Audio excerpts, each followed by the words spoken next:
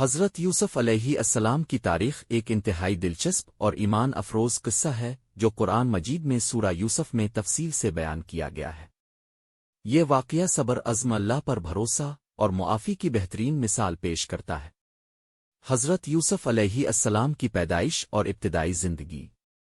حضرت یوسف علیہ السلام حضرت یعقوب علیہ السلام کے بیٹے تھے اور ان کے 12 بیٹوں میں سب سے زیادہ پیارے تھے۔ اللہ نے انہیں غیر معمولی حسن اور نبوت عطا کی تھی۔ ایک دن انہوں نے خواب دیکھا کہ 11 ستارے، سورج اور چاند انہیں سجدہ کر رہے ہیں۔ جب انہوں نے یہ خواب اپنے والد کو سنایا تو حضرت یعقوب علیہ السلام نے انہیں اسے اپنے بھائیوں سے چھپانے کی نصیحت کی کیونکہ وہ ان سے حسد کرتے تھے۔ بھائیوں کی سازش اور کنویں میں ڈالنا۔ حضرت یوسف علیہ السلام کے بھائی ان سے حسد کرتے تھے کیونکہ ان کے والد انہیں زیادہ عزیز رکھتے تھے۔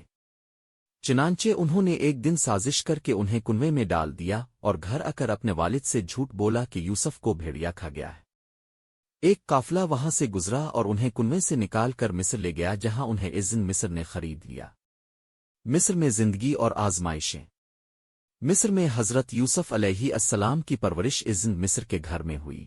عزن مصر کی بیوی زلیخا ان پر فریفتہ ہو گئی اور انہیں برائی کی دعوت دی، مگر حضرت یوسف علیہ السلام نے اللہ کے حکم کی پیروی کرتے ہوئے انکار کر دیا۔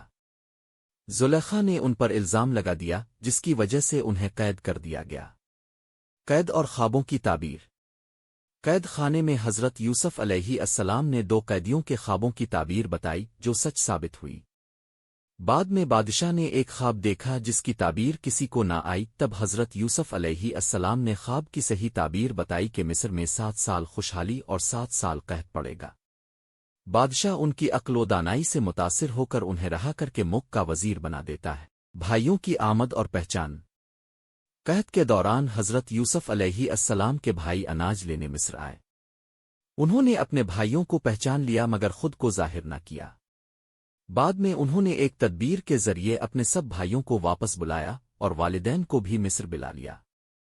جب ان کے والد حضرت یعقوب علیہ السلام بھی مصر آئے تو حضرت یوسف علیہ السلام کا خواب سچ ثابت ہوا اور سب نے ان کے سامنے سجدہ کیا۔ یہ تعظیمی سجدہ تھا جو اس وقت جائز تھا۔ حضرت یوسف علیہ السلام کی وفات۔ حضرت یوسف علیہ السلام نے ایک طویل عمر پائی اور اپنی زندگی میں مصر میں عدل و انصاف سے حکومت کی۔ ان کی وفات کے بعد انہیں مصر میں دفن کیا گیا اور بعد میں حضرت موسیٰ علیہ السلام کے دور میں ان کے جسد مبارک کو بیت المقدس لے جا کر دفن کیا گیا۔ یہ قصہ ہمیں صبر، اللہ پر توکل، معافی اور عزم کی اعلیٰ مثالیں سکھاتا ہے۔